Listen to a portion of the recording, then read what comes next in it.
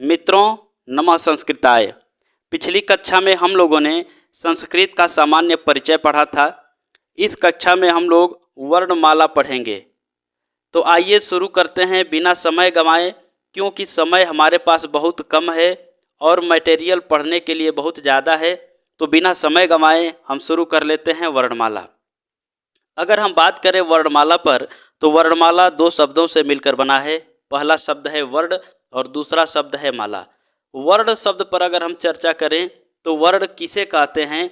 साधारण तौर पर देखें कि हम सामान्यतः अपने जिन ध्वनियों का उच्चारण करते हैं उन्हीं को वर्ण कहते हैं। और माला किसे कहते हैं, तो माला क्या होता है कि एक प्रकार का इसे धागा रहता है और बढ़िया से इसे पिरोया गया होता है, एकदम सिस्टमेटिक तरीके से वैज्ञानिक क्रम में इसको पिरोया गया होता है ना। तो ठीक इसी प्रकार से जहां हम लोग वर्णों को एक सिस्टमेटिक तरीके से वैज्ञानिक क्रम में पिरोने का काम करते हैं, उसे ही वर्णमाला के नाम से जाना जाता है। आइए अगर हम बात करें वर्णों पर, तो वर्ण को साधारण तौर पर एक और नाम दिया जाता है जिसे कहते हैं हम लोग अक्षर। तो वर्ण और अक्षर दोनों व्याकरण शास्त्र में समानार्थी समझे जाते हैं। अब हम बात करें कि वर्णों को वर्ण किसे कहेंगे। यहाँ से देखते हैं, एक परिभाषा होता है न क्षरति इति अक्षरः। तात्पर्य क्या हुआ कि न क्षरति, क्षरति माने क्षरण, क्षरण माने टूटना। तो जो टूट न पाए, जिसका और ज़्यादा क्षरण न हो पाए, उसे हम लोग अक्षर के नाम से जानते हैं। कि जिसका क्षरण या विनाश न हो वे अक्षर हैं, है ना। जैसे कौन है जिनका क्षरण या विनाश नहीं हो सकता है, जिन्हें अक्षर कहेंगे। तो जैसे हम देखें कि अ, ई, उ, क, ख, ग आदि, परंतु सामान्यतया वर्ण या अक्षर समानार्थी समझे जाते हैं। यहाँ से हमने बताया कि वर्ण क्या होते हैं, जिनका और ज़्यादा क्षरण नहीं किया जा सकता, जिनको और ज़्यादा तोड़ा नहीं जा सकता, उन्हें हम वर्ण की संज्ञा देते हैं। और एक शब्द और आता है कि एक शब्द, दो शब्द आते हैं। जैसे एक शब्द है हमारे पास ध्वनि, एक शब्द है वर्ण, और एक और शब्द आता है जिसे हम कहते हैं अक्षर। ये तीन शब्दों पर अगर हम विचार करें तो ध्वनि किसे कहते हैं। जैसे आप समझिए कि हमने ऐसे एक चुटकी बजाया और ये चुटकी की जो आवाज़ निकली, ध्वनि निकली, तो हम पूछें कि बताइए कि जो जैसे हमने चुटकी बजाया तो इसमें से निकलने वाली क्या है, वर्ण है या ध्वनि है। तो हमें लगता है सभी लोग यह बता पाएंगे कि हमारे चुटकी से जो निकली वह ध्वनि है ना। और ध्वनि को ही जब हम लिपिबद्ध कर देते हैं यानी लिख देते हैं, तो उसी को हम लोग वर्ण का नाम देते हैं, है ना। और वर्ण और अक्षर दोनों व्याकरण शास्त्र में समानार्थी समझे जाते हैं। तो यहाँ से स्पष्ट हो पाया होगा। लेकिन एक और यहाँ से क्वेश्चन इस प्रकार से बनता है कि ध्वनि और वर्ण में क्या अंतर है। क्योंकि देखिए, दोनों ही ध्वनि और जो वर्ण हैं दोनों भाषा की सबसे छोटी इकाई के रूप में जाने जाते हैं। लेकिन जो ध्वनि होता है यह मौखिक भाषा की सबसे छोटी इकाई होती है ना। ध्वनि जो है यह मौखिक भाषा की सबसे छोटी इकाई होती है। और वहीं पर अगर हम वर्ण के बारे में बात करें तो वर्ण जो होता है वह लिखित भाषा की सबसे छोटी इकाई होती है। इस बात को एकदम ध्यान में रखिएगा, बहुत बढ़िया से इस पर क्वेश्चन बनता है। और इंटरव्यू वगैरह में तो बार बार इसे पूछा जाता है कि वर्ण में और ध्वनि में क्या अंतर है। तो ध्वनि किसे कहेंगे, ध्वनि क्या है, मौखिक भाषा की सबसे छोटी इकाई, और वर्ण क्या है, तो लिखित भाषा की सबसे छोटी इकाई है। आगे हम बात करते हैं वर्णों के प्रकार पर कि वर्ण कितने प्रकार के होते हैं। तो वर्ण दो प्रकार के होते हैं, जिसमें पहला हमारा होता है स्वर, जिसे हम लोग अच के नाम से जानते हैं संस्कृत की भाषा में। अब यह अच क्या है, अभी आगे चल करके जब हम माहेश्वर सूत्र पढ़ेंगे, इसके जस्ट बाद माहेश्वर सूत्र का टॉपिक होगा, वहाँ हम लोग समझ पाएंगे। और दूसरा जो वर्ण का प्रकार होता है वह होता है व्यंजन, और व्यंजन को हम लोग संस्कृत व्याकरण शास्त्र की दुनिया में हल के नाम से जानते हैं, है ना। तो अच जब भी कहा जाए तो समझिए कि अच यानी स्वर, और अगर हल कहा जाए तो हल यानी व्यंजन। आइए आगे बढ़ते हैं। यहाँ से प्रश्न पूछा गया है कि स्वर की परिभाषा। देखिए, दुनिया में जितने भी प्रकार की किताबें हैं और स्वर की परिभाषा बताई गई है, वह सभी परिभाषा केवल एक ही परिभाषा पर आकर के टिक जाती है, और वह परिभाषा ये रही, जो परिभाषा है कि स्वयं राजन्ते इति स्वराः। परिभाषा क्या है? स्वयं राजन्ते इति स्वराः। यहाँ से भी प्रश्न पूछा जा सकता है। इस तरीके से इसको गायब कर दे स्वराः को और पूछे कि स्वयं राजन्ते इति और 4 विकल्प दे दे, स्वराः, व्यंजनम, इस प्रकार से 4 विकल्प दे दिया जाए, है ना। तो यहाँ से हमें याद रखना पड़ेगा कि स्वयं राजन्ते इति स्वराः।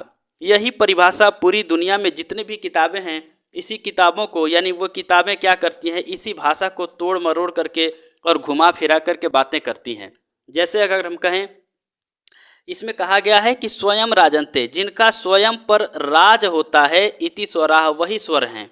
अब किस प्रकार से पता चलेगा कि उसका स्वयं पर राज है अथवा स्वयं पर राज नहीं है? इसको समझने के लिए हम क्या करेंगे, एक टर्म समझेंगे। जैसे यूँ समझिए कि अगर हम अ बोलते हैं, है ना, और इसको बहुत लंबा खींच करके ले जाते हैं और अंत तक अगर हम क्या करें, बोलते रहें, तो अ ध्वनि ही सुनाई देगी। जैसे अगर हम कहें कि अ, तो सुनने वाला हमेशा सुनेगा यही कि अ की ध्वनि शुरू में भी है, बीच में भी है, और जब हम अंत कर रहे हैं तब भी अ की ही ध्वनि सुनाई दे रही है ना। तो जब बात ये होती है कि स्वयं राजन्ते इति स्वराः, जिनका स्वयं पर राज होता है उसी को स्वर कहते हैं, है ना। अब ये बताइए, स्वयं पर राज करेगा तो क्या अपने उच्चारण में दूसरों की सहायता लेगा? तो नहीं, बिल्कुल दूसरों की सहायता नहीं लेगा।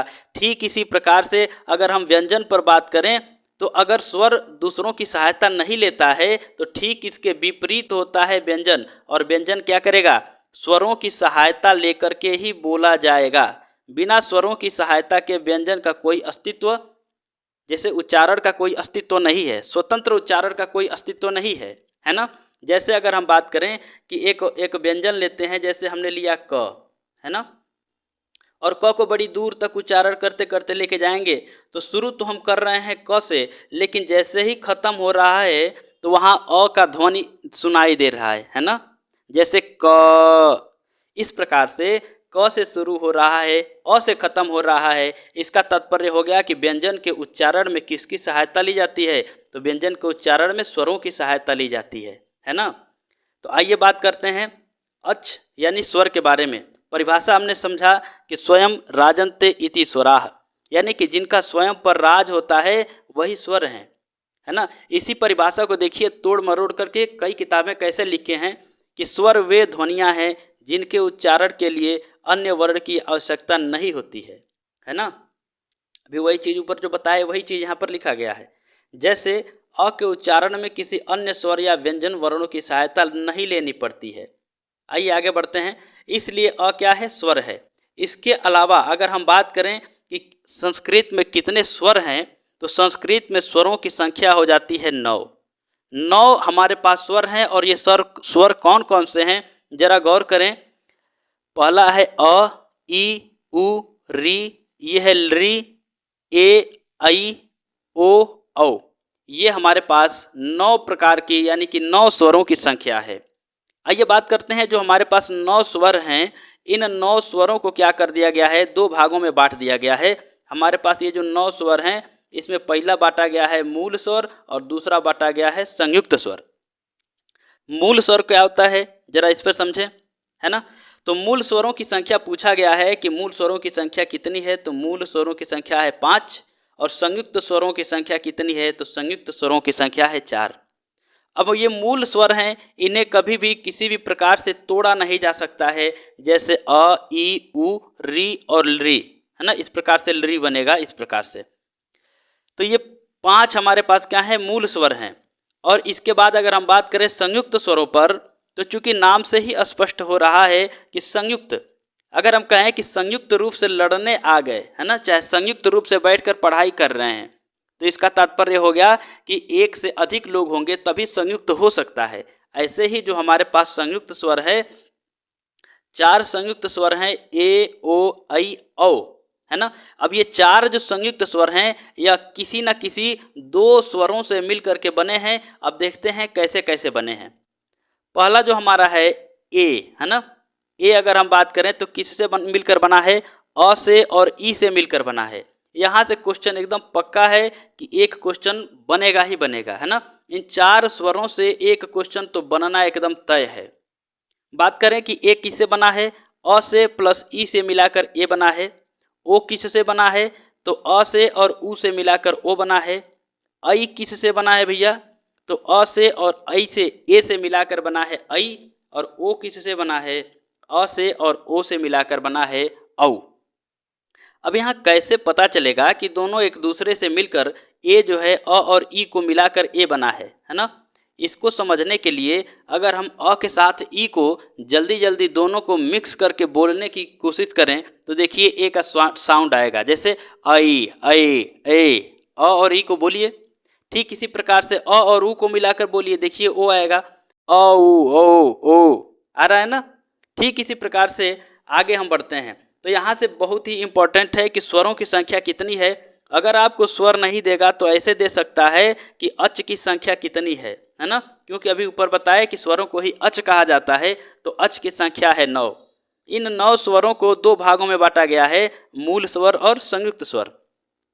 यहाँ से पूछा जा सकता है कि मूल स्वर की संख्या कितनी है और संयुक्त स्वर की संख्या कितनी है, और ये तो बहुत इंपॉर्टेंट है, ट्रिपल स्टार हम इसको देना चाहेंगे, है ना? इसको हम ट्रिपल स्टार देना चाहेंगे। क्यों भैया? क्योंकि यहाँ से बार बार प्रश्न पूछा जाता है कि कौन सा जो वर्ड है किससे मिला करके बना हुआ है। आइए आगे बढ़ते हैं। स्वरों के भेद, है ना? स्वरों के भेद पर चलते हैं। तो स्वर मुख्यतया 3 प्रकार के होते हैं। कौन कौन स्वर होते हैं भैया?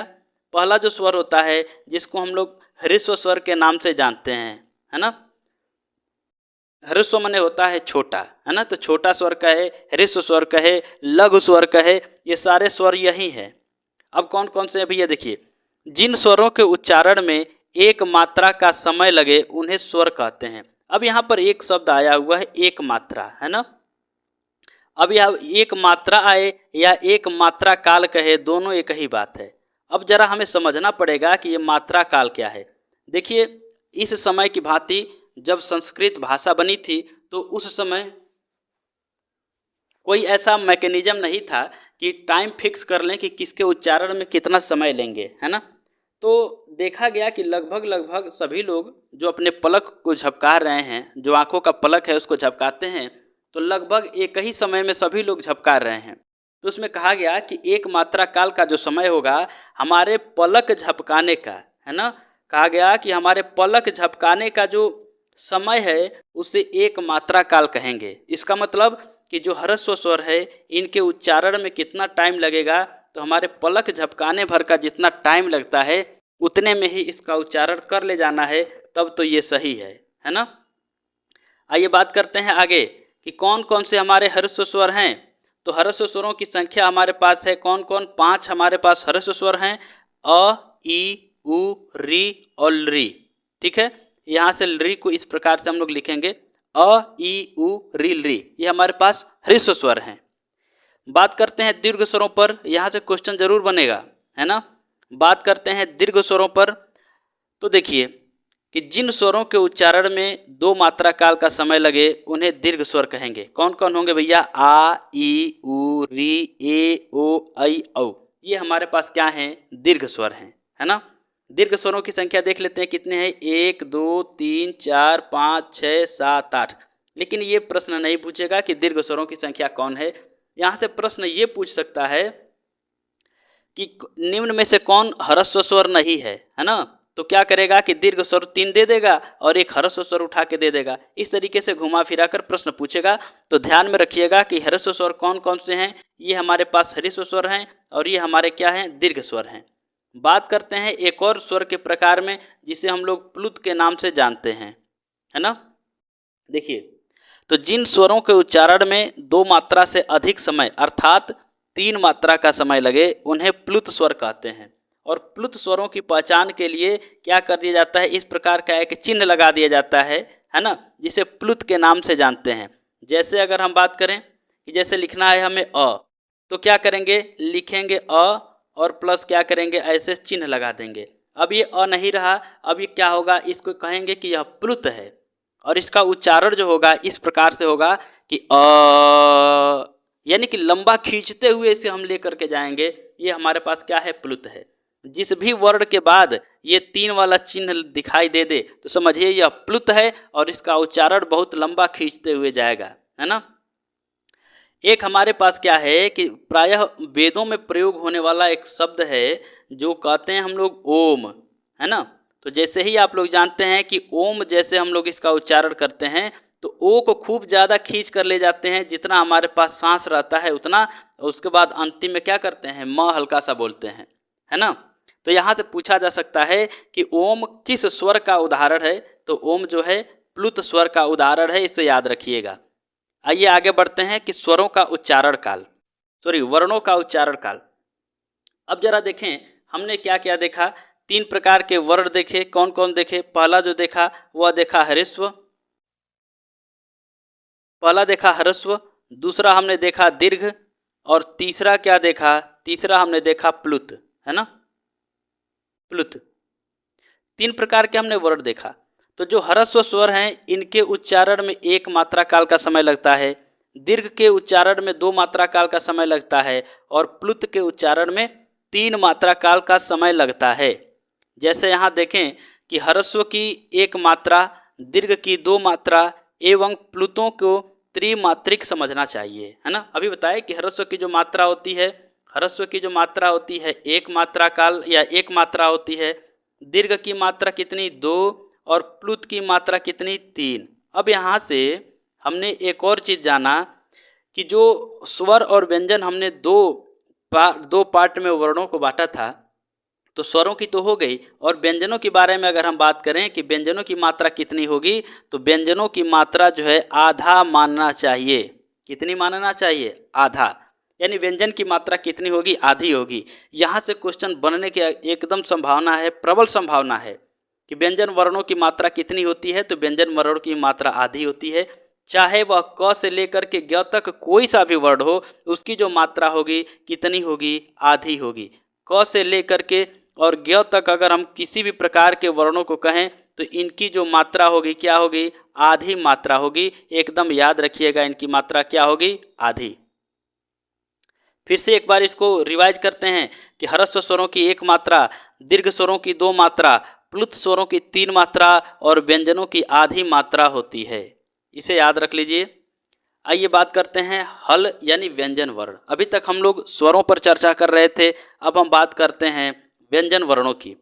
अगर आपको यह वीडियो अच्छा लग रहा हो तो वीडियो को लाइक करके चैनल को सब्सक्राइब और अपने दोस्त के पास इसे शेयर जरूर कर दीजिएगा, क्योंकि आने वाले आगामी जितने भी प्रकार के संस्कृत में, है ना, संस्कृत की जो परीक्षाएं हैं उन परीक्षाओं के लिए यह एकदम रामबाण साबित होगा। तो अपने तो लाभ उठाइए, साथ ही अपने दोस्तों को भी इसे शेयर करके और दोस्तों को भी लाभान्वित कर दिया कीजिए, है ना। आइए बात करते हैं हल यानी व्यंजन वर्णों पर।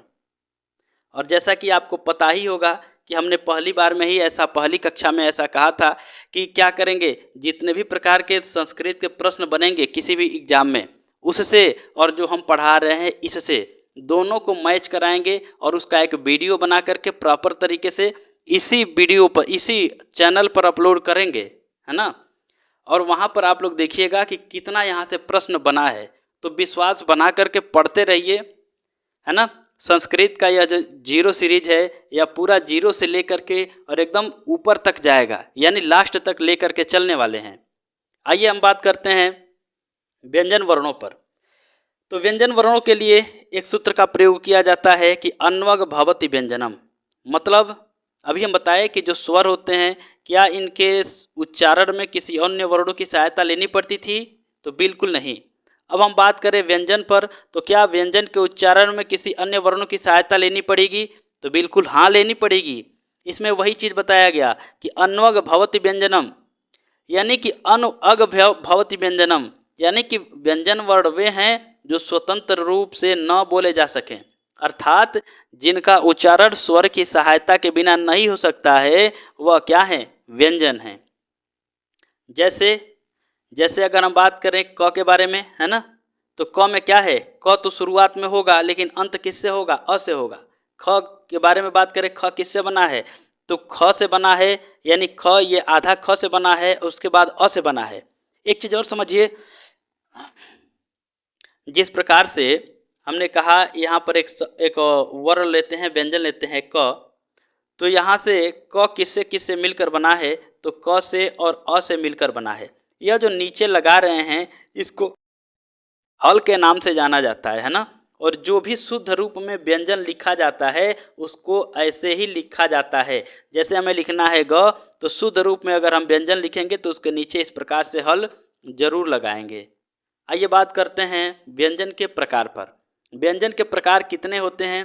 तो व्यंजन जो होते हैं कितने प्रकार के होते हैं? तो व्यंजन जो है मुख्य रूप से 3 प्रकार के होते हैं। व्यंजन मुख्य रूप से 3 प्रकार के होते हैं जो माहेश्वर सूत्रों में गिने गए हैं। अब इसके जस्ट बाद ही ये जो हमारा वर्ड विचार टॉपिक चल रहा है, इसके तुरंत बाद हम माहेश्वर सूत्रों पर ही चर्चा करेंगे और माहेश्वर सूत्र ही पढ़ेंगे, है ना। 3 प्रकार से मुख्य रूप से व्यंजन कौन कौन से होते हैं, जैसे देखें कौन कौन होते हैं। पहला होता है हमारा स्पर्श व्यंजन, है ना। दूसरा होता है अंतःस्थ व्यंजन। तीसरा होता है ऊष्म व्यंजन। और चौथा चूंकि माहेश्वर सूत्र में गिना तो नहीं गया है लेकिन पढ़ने को हमें मिलेगा, जिसका नाम है संयुक्त व्यंजन, है ना। यह माहेश्वर सूत्रों में परिगणित नहीं है, यानी माहेश्वर सूत्र में इसको गिना तो नहीं गया है लेकिन हमें देखने को मिलेगा जरूर। तो जब पूछा जाए कि व्यंजन कितने प्रकार के होते हैं, तो व्यंजन जो है मुख्य रूप से हम 3 ही प्रकार रखेंगे। पहला स्पर्श व्यंजन, अंतःस्थ व्यंजन और ऊष्म व्यंजन, है ना। आइए आगे बात करते हैं। पहला स्पर्श व्यंजन के बारे में बात करते हैं। स्पर्श व्यंजन किसे कहते हैं? देखिए, स्पर्श नाम से ही स्पष्ट हो रहा है कि कहीं ना कहीं स्पर्श करेगा, छुएगा, है ना। तो क्या क्या छुएगा, कहाँ छुएगा? जैसे समझिए कि जिन वर्णों के उच्चारण में मुख के विभिन्न अवयवों भागों का स्पर्श होता है उसे स्पर्श व्यंजन कहते हैं। और मुख के विभिन्न भाग अवयव कौन हैं, जरा समझिए। जैसे हमने क्या किया, यहाँ से एक मुख बनाया, वैसे अच्छा तो नहीं बना है लेकिन समझिएगा, भावनाओं को समझिए, बातों में कुछ नहीं रखा है ना। चलिए देखिए, अब ये थोड़ा सा अच्छा हुआ है। अब देखिए, जैसे हम लोग क्या करते हैं, इधर से गले से नीचे से आवाज़ निकालते हैं, बोलते हैं, तो जैसे ही निकलता है तो हमारे मुख के विभिन्न अवयव हैं, जैसे तालु है, मुर्दा है, इधर हमारा दांत है, जिह्वा है, ये बाहर हमारा ओठ है ना। तो इस प्रकार से क्या होता है कि जो वायु है विभिन्न प्रकार के अवयवों को क्या करती है, छू करके निकलती है। तो छू कर निकलती है, इसीलिए इसका नाम होता है स्पर्श व्यंजन। ठीक है। स्पर्श व्यंजन की संख्या कई बार पूछा गया है कि स्पर्श व्यंजन की संख्या कितनी है, तो स्पर्श व्यंजन की संख्या हो जाती है 25। याद रखिएगा, स्पर्श व्यंजन की संख्या कितनी है, 25। और कहाँ से कहाँ तक है, तो क से लेकर के और म तक के जो भी वर्ड होते हैं उसे स्पर्श व्यंजन के नाम से जानते हैं, है ना। कहाँ से, क से लेकर के और म तक के जो भी वर्ड होते हैं उसे हम लोग स्पर्श व्यंजन के नाम से जानते हैं। एकदम बिल्कुल याद रख लीजिएगा। संस्कृत व्याकरण में इसको याद रखने का एक साधारण सा सूत्र है। सूत्र का नाम है कि कादयो मावसानाः स्पर्शाः। क्या सूत्र है? कादयो मावसानाः स्पर्शाः। यहाँ से प्रश्न बन सकता है, दे देगा कि कादयो मावसानाः, उसके बाद यह गायब कर देगा ये पूरा और पूछ देगा कि स्पर्शाः, अंतस्थाः, स्वराः, व्यंजनाः, इस प्रकार से प्रश्न पूछ देगा। तो कादयो मावसानाः क्या होगा, तो स्पर्शाः होगा। मतलब समझिए, मतलब हुआ कि क से उदय होकर के, यानी क से लेकर के म पर अवसान, अवसान यानी समाप्ति, म पर समाप्ति होते हैं या समाप्त हो जाते हैं, उनको स्पर्श व्यंजन के नाम से जाना जाता है। तो स्पर्श व्यंजन की संख्या कितनी हो गई भैया? स्पर्श व्यंजन की संख्या हो गई 25। और कहाँ से कहाँ तक स्पर्श व्यंजन है, तो क से लेकर के म तक क्या है, स्पर्श व्यंजन गिनाए गए हैं। जैसे बात करते हैं, पहला हमारे पास क्या है, क, है ना, कि क ख ग घ ङ च छ ज झ ञ ट ठ ड ढ ढ त थ द ध न प फ ब भ म। तो ये जितने हमारे पास आए व्यंजन, ये सभी स्पर्श व्यंजन कहे जाते हैं। एक शब्द यहाँ से और समझिएगा, बार बार पूछा जाता है, उदित, है ना। ये उदित ही है जो समझाने जा रहे हैं, या उदित ही है। जैसे समझिएगा क्या होता है ना, कि ये जो क वर्ग से लेकर के और प वर्ग, यानी इनको क्या कर दिया गया कि 5 वर्गों में बांट दिया गया। अब वर्ग में क्यों बांटा गया, क्योंकि देखिए क ख ग घ ङ 5 हैं, और इधर से देखिए 1 2 3 4 5, है ना। इस प्रकार से 5 इधर से, यानी 5 इसकी ये वाली लाइन है, और गुणे 5 जो है ये वाली लाइन है। तो कुल मिलाकर के इसकी संख्या जो हो जाती है कितनी, 25 हो जाती है ना। अच्छा, 25 इसकी संख्या तो हो जाती है, लेकिन इसको देखिए, यह क्या करता है, 5 इधर से और 5 इधर से, दोनों तरफ से 5-5 अगर हम क्या करें कॉलम बना लें, 1 2 है ना, जिसे समझ लीजिएगा कि 3 4 5 है ना। इस प्रकार से अगर हम 5 कॉलम बना लें तो क्या होगा, जैसे समझिए, अब ये 5 कॉलम बना करके पूरा भर, जैसे इसमें क ख ग घ है ना, और एक और बना लेते हैं इधर अंग वाला। तो इस प्रकार से क्या होता है, एक वर्ग का रूप धारण कर लेता है, इसलिए इसको वर्गीय व्यंजन के नाम से भी जाना जाता है ना। तो अब जरा समझिए, इसको रिप्रेजेंट करने के लिए, इसको दिखाने के लिए, जैसे हमें दिखाना है क वर्ग को, है ना, तो क वर्ग में हमारे पास 5 वर्ण हैं, कौन, क ख ग घ और ङ। इसको दिखाने के लिए या यूं कहा जाए ना कि लिखने के लिए क्या किया जाता है, एक शब्द का या यूं कहा जाए एक टर्मिनोलॉजी का यूज किया जाता है जिसको कहते हैं कु। ऐसे ही च छ ज झ इयों को पूरा रिप्रेजेंट करने के लिए कहा जाता है चू। अब जैसे ही अगर हम कहीं कहेंगे, ऐसा सूत्र में आगे आएगा कि जैसे ही अगर हम कहेंगे कु, तो इसका मतलब समझिए कि कु यानी कि पूरा का पूरा क वर्ग। अगर हम कहें ऐसे कि चू, तो चू का मतलब क्या होगा कि पूरा का पूरा च वर्ग, है ना। एक सूत्र अभी आएगा जैसे कुहोश चू करके, अभी आगे आएगा तो बताएंगे। तो आइए इसको, जो अभी हम बताए कि ये जो 5 हमारे पास वर्ग हैं, इन वर्गों के पहले वर्ण के नाम पर इनको रखा जाता है, जैसे पहला कु, फिर से दूसरा हो गया चू, तीसरा है हमारे पास टू, फिर से चौथा है तू, और पांचवा है पू, है ना। तो ये क वर्ग हो गया, च वर्ग हो गया, ट वर्ग हो गया, त वर्ग हो गया, प वर्ग हो गया। ये पूरे जितने भी कु चू टू तू पू हैं, इनको व्याकरण शास्त्र में उदित के नाम से जाना जाता है ना। देखिए आइए यहाँ देखते हैं, शब्द क्या है हमारे पास, एक ये है हमारे पास उदित, है ना। तो उदित किसको कहते हैं, जो कू चू टू तू पू अभी बताए, इसी को कहा जाता है उदित। यानी यूं कहा जाए कि इन्हीं 5 वर्गों का जो लघु नाम या दूसरा नाम है, उसको कू चू टू तू पू भी कहा जाता है। अब यहाँ से जरा समझिए, अभी हमने कहा कि कू, तो जाहिर सी बात है कू में आधा क होगा और उसके बाद ऊ की मात्रा होगी होगी ना। तो जो ऊ की मात्रा होगी, इसकी इत संज्ञा हो जाती है। इत संज्ञा क्या कहलाता है भैया, इत संज्ञा अभी हम जानेंगे। इत संज्ञा यानी कि लोप होगा। किस प्रकार से इत संज्ञा का लोप होगा, एक सूत्र हम लोग आगे चल करके पढ़ेंगे, जिसे कहेंगे कि तस्य लोपः, है ना। तो तस्य लोपः सूत्र से ऊ की इत संज्ञा होकर लोप हो जाती है। हम समझ पा रहे हैं कि यह अभी समझ में नहीं आ रहा होगा, लेकिन आगे जब हम पढ़ेंगे तो अच्छे से क्लियर हो जाएगा और समझ पाएंगे आप लोग, है ना। तो अगर हम बात करें कि जो कुचू टू तुपू है, इसे उदित के नाम से जाना जाता है। यहाँ से प्रश्न बनाया गया है कि उदित किसे कहते हैं, है ना। तो जो कुचू टू तुपू है उसको उदित के नाम से जाना जाता है। अब आइए आगे बात करते हैं। अंतस्थ व्यंजन, यानी दूसरा जो हमारे पास व्यंजन है उसको अंतस्थ व्यंजन के नाम से जानते हैं। अंतस्थ व्यंजन का जो सूत्र है वह है यड़ो अंतस्थाह, है ना। यड़ो अंतस्थाह मतलब क्या हो गया, समझिए कि यड़ प्रत्याहार के अंतर्गत आने वाले कौन कौन, य व र और ल, ये क्या हैं, 4 अंतस्थ वर्ण कहे जाते हैं। अब आपको यहाँ नहीं समझ में आ रहा होगा कि ये जो यड़ प्रत्याहार हमने बताया यह क्या है। अभी इसी के बाद तुरंत ही हम लोग प्रत्याहार पढ़ेंगे और वहाँ से समझ पाएंगे आप लोग कि यड़ प्रत्याहार क्या है। अभी बस इतना समझिए कि य व र ल, है ना, ये जो 4 वर्ण हैं जिन्हें हम लोग अंतस्थ के नाम से जानते हैं, है ना। इसके बाद हम बात करें तीसरे प्रकार के व्यंजन पर, जिसको कहा जाता है उष्म व्यंजन। और उष्म व्यंजन का एक साधारण सा सूत्र है जिसे कहते हैं कि शल उष्माणः, है ना। यानी शल प्रत्याहार के अंतर्गत जो आने वाले व्यंजन होंगे, है ना, जैसे कौन कौन शल प्रत्याहार में आएंगे, तो श श श और ह, ये 4 आएंगे। 4 वर्ड होंगे, पहला होगा स, दूसरा होगा क्ष और तीसरा होगा स और चौथा होगा ह।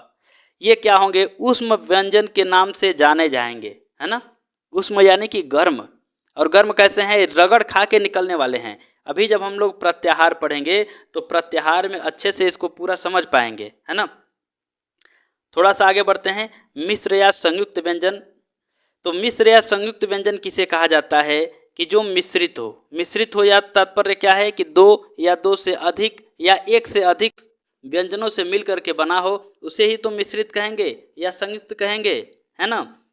तो जब भी क्या होगा, समझिए कि दो व्यंजनों के मेल से जो वर्ण बनते हैं उन्हें संयुक्त या मिश्रित व्यंजन के नाम से जानते हैं।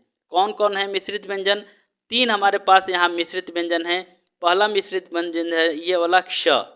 श यानी कि किससे मिलकर बना है, तो ये आधे क से, और ये वाले स से, मूर्धन्य वाला स इसको कहते हैं, और ये क्या है, ये वाला अ, है ना। इसी प्रकार से अगर हम त्र के बारे में बात करें तो यह किससे मिलकर बना है, तो यह बना है किससे, पहले यह बना है त, ये जो त्र बना है तो यह बना है त से, वो भी आधा होना चाहिए, बिल्कुल आधा होना चाहिए, आधा से अधिक नहीं होना चाहिए। त, र और अ से मिलकर बना है। कहीं कहीं जब परीक्षा में पूछा जाएगा तो कभी कंफ्यूज करने के लिए इस प्रकार से दिया जा सकता है कि यह जो त्र है यह किससे मिलकर बना है, और विकल्प में जो होगा केवल और केवल त होगा और उसके बाद र होगा, इस प्रकार से, है ना। तो याद रखिएगा कि जो पहला वर्ड होगा बिल्कुल आधा होगा और दूसरा जो वर्ड होगा यह पूरा होगा। अगर दूसरा भी आधा करता है तो यहाँ से भी स्वर निकाल करके और यहाँ तीन वर्ण में करेगा, आधा त, आधा र और पूरा अ। इस प्रकार से क्या करेगा, घुमाने फिराने के लिए दिया जा सकता है ना, कंफ्यूज करने के लिए दिया जा सकता है। तो इसको एकदम क्लियर करके रखिएगा। और एक और हमारे पास लास्ट व्यंजन है जिसको हम लोग ज्ञ के नाम से जानते हैं। इसमें क्या होगा, यह आधा ज और आधा य से मिलकर बना होगा और पूरा अ से मिलकर बना होगा। अगर यह पूरा अ नहीं देता है तो फिर यहाँ पर व्यंजन नहीं देगा, यानी हल नहीं लगाया जाएगा, केवल और केवल ज और य से मिलकर के बना होगा क्या, ज्ञ। आइए आगे बात करते हैं अयोगवाह के बारे में। अयोगवाह क्या है कि वर्णमाला में जो हम लोग नहीं पढ़ते हैं, है ना, वो भी क्या होता है कि यहाँ पर देखा जाता है। जैसे समझिए कि वर्ण मातृका यानी कि वर्णमाला में पढ़े हुए वर्णों के अतिरिक्त चार वर्ण और भी हैं। कौन कौन चार वर्ण हैं, तो पहला है अनुस्वार, दूसरा है विसर्ग, तीसरा है जिह्वा मूलीय और चौथा है हमारा उपधमानीय, है ना। तो बात करते हैं अनुस्वार किसे कहते हैं, जरा समझा जाए, गौर किया जाए कि अनुस्वार किसे कहेंगे।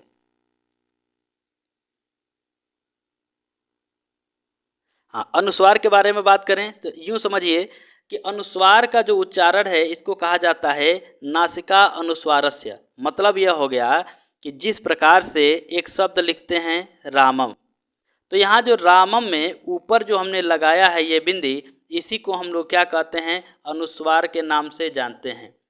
अब एक और शब्द लिखते हैं, जैसे मान लीजिए लिखते हैं बालकः, है ना, तो हमने लिखा बालकम, बालका नहीं होगा बालकम।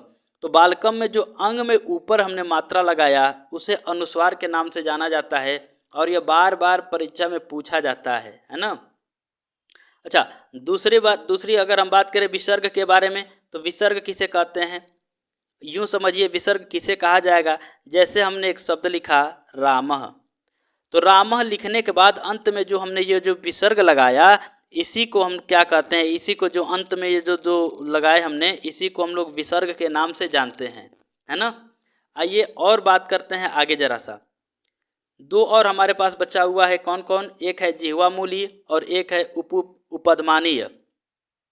तो जिह्वा मूलीय किसे कहते हैं, जैसे समझिए कि जैसे हमने रामः लिखा था तो रामः के अंत में क्या किया कि दो इस प्रकार से विसर्ग लगाए। ठीक इसी प्रकार से अगर हमें लिखना हो क और लिखना हो ख, है ना, तो इसके पहले अगर हम क्या करें, दो इस प्रकार से विसर्ग लगा दें, और विसर्ग लगाने के बाद क्या करें, इसको आधा काट के नीचे से समाप्त कर दें और इसे आधा काट के समाप्त कर दें। यहाँ से इसे काट के निकाल दें, इसे काट करके हम क्या कर दें, निकाल देते हैं। वैसे यहाँ निकालने का व्यवस्था तो नहीं है कि निकाल के, नहीं है। एक मिनट थोड़ा सा रुक जाइए। हाँ, जैसे देखिए हमने क्या किया कि यहाँ से इस शब्दों को काट दिया। जैसे हमने लिखा, यहाँ पर हमने क्या किया, विसर्ग टाइप का लगाया, यहाँ से लिखा क, और हमने क्या कर दिया, यहाँ से इसको समाप्त कर दिया काट करके, है ना। ये देखिए हमने काट करके समाप्त कर दिया, तो इसे कहेंगे जिह्वा मूलीय। तो जिह्वा मूलीय में क्या क्या होगा, एक तो क होगा और दूसरा जो आएगा वह होगा ख होगा, लेकिन वो भी कैसा होगा, ठीक इसी प्रकार से होगा। तो जिह्वा मूलीय जब भी आएगा तो क ख ही आपको आएगा कि क और ख, और इसके पहले क्या होगा कि इस प्रकार का चिन्ह दिखाई देगा, तो उसे हम लोग जिह्वा मूल्य के नाम से जानेंगे। और जब भी परीक्षा में आएगा तो जिह्वा मूल्य के नाम से ही क्या करेंगे, उसको टिक लगाएंगे। अब हम बात करते हैं इसी तरीके से उपधमानीय के बारे में। तो उपधमानीय जो होते हैं, इसमें दो तरीके के वर्ड आते हैं। पहला जो वर्ड आता है वो आता है प, और दूसरा जो वर्ड आता है वह है फ। ठीक इसी प्रकार से जैसे अभी हम बताए, ऐसे ही ऊपर और नीचे इस प्रकार से, है ना। तो जब क और ख आए तो उसको जिह्वा मूल्य कहेंगे, और प आए और फ आए तो उसको उपधमानीय कहेंगे। बस इतना याद रखिएगा, और यहाँ से प्रश्न बनाए जाएंगे, बिल्कुल बनाए जाएंगे, है ना।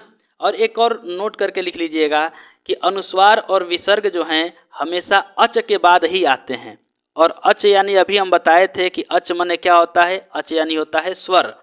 तो जो अनुस्वार और विसर्ग आएंगे वह हमेशा किसके बाद आएंगे, स्वर के बाद ही आएंगे, अच के बाद ही आएंगे। इस बात को एकदम नोट करके लिख लीजिएगा। जैसे अगर हम एक शब्द लेते हैं, हमने लिया भी था रामः, तो रामः हमने लिया था। तो अब जरा सा समझिए, यह जो म है इसको हम तोड़ेंगे तो यह निकलेगा म में, और प्लस क्या निकलेगा, अ में। ठीक है, तो म और अ में निकला, तो यह जो अह लगा हुआ है बिंदी विसर्ग का, यह अह पर ही है ना। याद रखिएगा। ऐसे ही ठीक इसी प्रकार से अगर हम क्या करें, इस शब्द को बनाएं, एक शब्द लें रामम। तो रामम शब्द में क्या होगा कि जैसे तोड़ेंगे तो निकलेगा यह म और निकलेगा अंग। तो अब जरा समझिए, यह जो बिंदी आया हुआ है यानी इसको अनुस्वार कहेंगे। अनुस्वार जो आया हुआ है वह अंग पर अ पर ही आया हुआ है। तो ठीक इसी प्रकार से इस बात को समझिएगा कि कभी भी ऐसे अगर आपको रामम लिखता हुआ दिखाई दे तो समझिए कि यह रामम एकदम गलत है। जब इस प्रकार से रामम दिखाई देगा तो यहाँ नीचे जो है यह क्या होगा, नीचे किसी भी प्रकार का साइन हमें दिखाई नहीं देना चाहिए, तब तो हम मानेंगे उसको कि सही है, अन्यथा क्या है, गलत है। ठीक है, चलिए आइए बात करते हैं और आगे। यहाँ तक हमारा पूरा क्लास आज का समाप्त होता है। अगर आपको वीडियो अच्छा लगा हो तो वीडियो को लाइक कर दीजिएगा, चैनल को सब्सक्राइब कर दीजिएगा, और अपने दोस्तों के पास इसे शेयर जरूर कर दीजिएगा। आप लाभान्वित हो रहे हैं तो अपने दोस्तों को भी लाभान्वित करवाइएगा। और जितने भी वीडियो बनाए जा रहे हैं सारे वीडियो का नोट्स बनाकर आप रख लीजिएगा, और परीक्षा में यह नोट्स केवल दोहरा करके चले जाइएगा। गारंटी है कि 95% से प्लस आप कर करके आएंगे, है ना। तो मिलते हैं फिर एक नए वीडियो में, तब तक के लिए अपना ख्याल रखिए और रिवीजन करते रहिए। मिलेंगे अगले वीडियो में।